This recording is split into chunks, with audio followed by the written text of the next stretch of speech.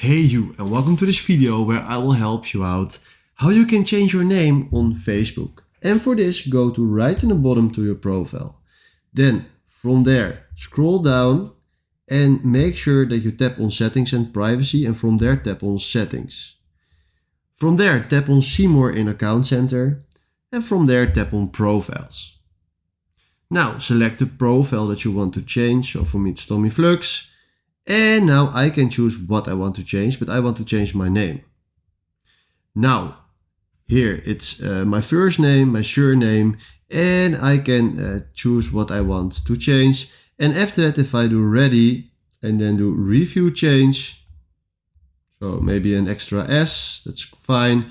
Then review change, then do save changes.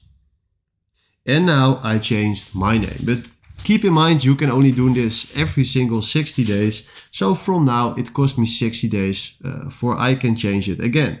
Alright, this is how it works. If you find this helpful, please consider subscribing and give this video a like. And then for now, thanks for watching.